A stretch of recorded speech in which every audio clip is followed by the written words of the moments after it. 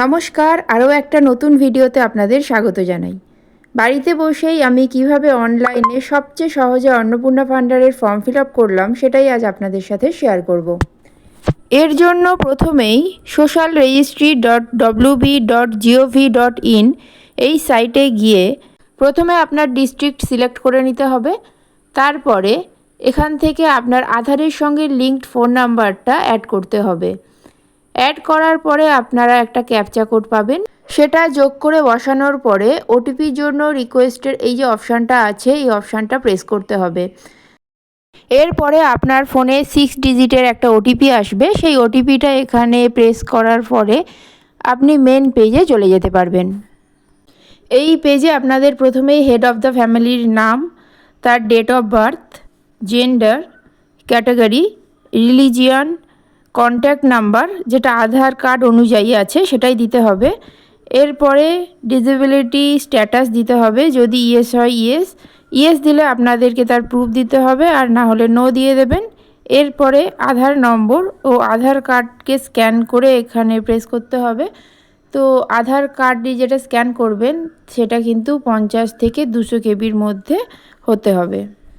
এরপরে আপনাদের permanent address দিতে হবে, এরিয়া টাইপ রুরাল বা আরবান যেটা হবে দিয়ে দেবেন, pin code number, police station, block বা মিউনিসিপ্যালিটি নেম সিলেক্ট করতে হবে।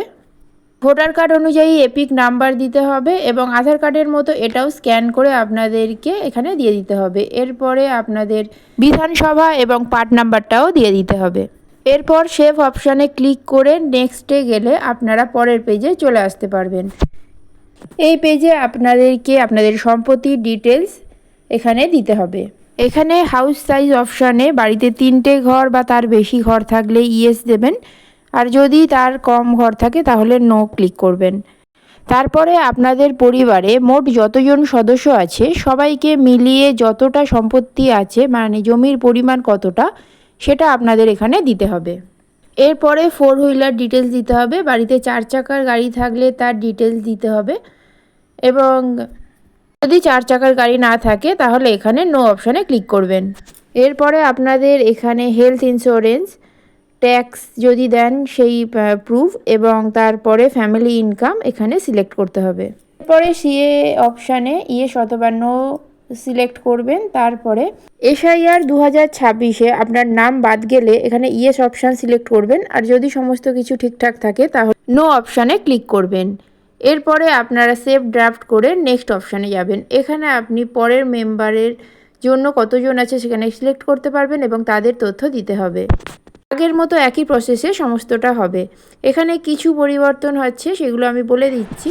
যদি মহিলা হয়ে থাকেন তাহলে আপনি আগে অ্যাড মেম্বারে নিজের নাম সিলেক্ট করে নিতে হবে। এখানে কিন্তু আপনারা পরিবারে যতজন মেম্বার আছে পরপরই এভাবে নাম সিলেক্ট করতে হবে, এবং সেখানে আপনি যদি আগে কোনো স্বাস্থ্য বিমা থাকে বা আগে কোনো এরম স্কিমে টাকা পেয়ে থাকেন সেটা আপনাদেরকে জানাতে হবে। এখানে এই যে রিসিভিং গভর্নমেন্ট স্কিম বেনিফিট এই যে অপশানটা আছে, এখানে আপনি যদি আগে লক্ষ্মী ভাণ্ডারের টাকা পেয়ে থাকেন তাহলে সেটা লিখে, আপনি যদি সেটা বন্ধ করতে না চান তাহলে এখানে নো অপশানে ক্লিক করতে হবে। তারপরে সেভ ড্রাফট করে দিতে হবে। তো এখানে আপনার সমস্ত কাজ কমপ্লিট হয়ে যাবে। এখানে সেভ ড্রাফট করে নেক্সট পেজে চলে যেতে হবে আপনাকে। তারপরে আসবে যদি বাড়িতে আপনার বাচ্চা থাকে বা 15 বছরের নিচে কোনো সদস্য থাকে তার জন্য বেশ কিছু তথ্য আপনাদেরকে দিতে হবে। তো যতজন মেম্বার হবে তাদের জন্য পরপর এভাবে মেম্বার সিলেক্ট করে নেবেন আপনারা। তার সমস্ত ডিটেলস দেওয়ার পরে এখানে বেশ কিছু তথ্য দিয়ে দিতে হবে। স্কুলের নাম, কোন ক্লাস এবং কী ধরনের স্কুলে পড়ে সেটাও জানাতে হবে। এরপরে সেভ ড্রাফট করে আপনারা ব্যাকে আসবেন, এবং তারপরে এইভাবে বাড়ির সমস্ত সদস্যের তথ্য দেওয়া হয়ে গেলে এবং এখানে সমস্ত মেম্বার সিলেক্ট করা হয়ে গেলে এখানে আপনারা ডিক্লারেশন অ্যান্ড কনসেন্টে টিকমার্ক করে দিয়ে সাবমিট অ্যাপ্লিকেশনে ক্লিক করবেন। এখানেই আপনার পুরো প্রসেসটা কমপ্লিট হবে এবং আপনি আপনার অ্যাপ্রুভাল নাম্বারটাও পেয়ে যাবেন। ভিডিওটা কেমন লাগলো অবশ্যই কমেন্ট করে জানাবেন, আর ভালো লাগলে একটা লাইক করে দেবেন। এই ধরনের আরও বিভিন্ন তথ্য পাওয়ার জন্য চ্যানেলটা সাবস্ক্রাইব করতে পারেন। আজ এই পর্যন্তই, দেখা হচ্ছে খুব তাড়াতাড়ি নতুন একটা ভিডিওতে।